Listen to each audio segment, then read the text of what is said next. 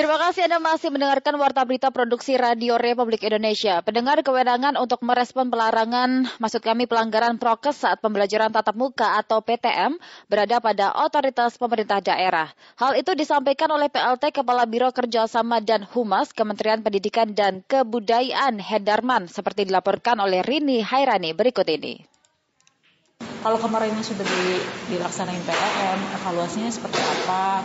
Perhimpunan Pendidikan dan Guru P2G menyampaikan bahwa banyak satuan pendidikan yang sudah melakukan pembelajaran tatap muka atau PTM melanggar protokol kesehatan. Koordinator P2G Satriwan Salim mengatakan, kasus yang banyak terjadi yakni guru dan siswa tidak memakai masker. Adapun menggunakan masker tetapi tidak sesuai dengan protokol kesehatan karena hanya digunakan di dagu saja. Kemudian juga masih terjadi pelanggaran terhadap 3M lainnya, yaitu tidak menjaga jarak. Oleh karena itulah Satriwan mendukung adanya satuan tugas khusus yang harus mengawasi mobilitas anak dan guru selama di sekolah, bahkan hingga pulang sekolah. Kami baru saja melakukan kajian, ada di 16 provinsi ya, beberapa sudah tatap muka. Yang kami temukan itu justru prokes itu tidak ketat di sekolah. Anak SD, SMP ya, mereka membuka kemudian menaruh di dagu. Dan mohon maaf, beberapa kawan guru juga demikian. Nah, mestinya kan harus memberikan contoh ya gitu. Bahkan berfoto di Facebook, oh ini kami aktivitas kegiatan selama PTM gitu, uji coba gitu. Tapi mereka nggak pakai masker dan nggak jaga jarak. Kemudian juga yang kedua, ketika pulang dari sekolah, ya mereka nongkrong, berkerumun gitu. Makanya kami sangat mendukung dalam konteks harus ada satuan tugas khusus ya, yang mengawasi mobilitas anak pulang dari sekolah. Jadi maksudnya adalah ada satgas tadi,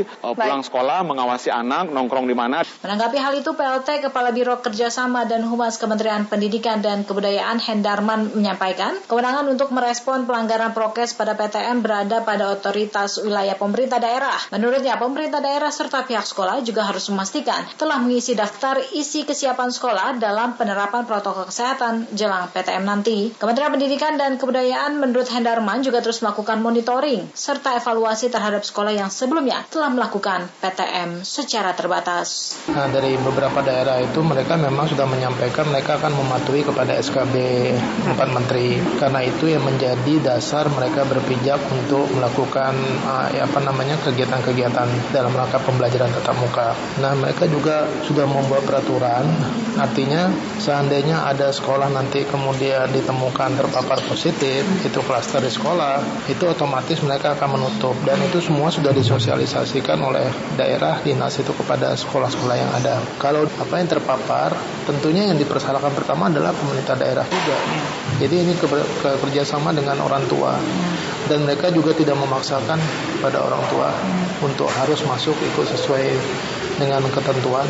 Adapun sejumlah sekolah yang telah melaksanakan PTM terbatas dan diketahui melanggar protokol kesehatan berdasarkan data P2G, diantaranya Bogor, Bekasi, Batam, Bukit Tinggi, Tanah Datar, Padang Panjang, Pandeglang, Bojonegoro, hingga Situbondo. Seperti diketahui dalam surat keputusan bersama 4 Menteri, PTM terbatas harus dijalankan dengan prosedur protokol kesehatan yang ketat, seperti menerapkan 50% kapasitas kelas atau maksimal 18 anak per kelasnya, menjaga jarak antar tempat duduk siswa dan tidak ada aktivitas yang menimbulkan kerumunan, serta penerapan protokol kesehatan 3M di lingkungan sekolah. Pemerintah daerah juga memiliki hak menutup kembali sekolah jika infeksi COVID-19 daerah tersebut sedang mengalami peningkatan. Hal ini juga berlaku bagi Pemda menemukan laporan kasus infeksi COVID-19 di lingkungan sekolah.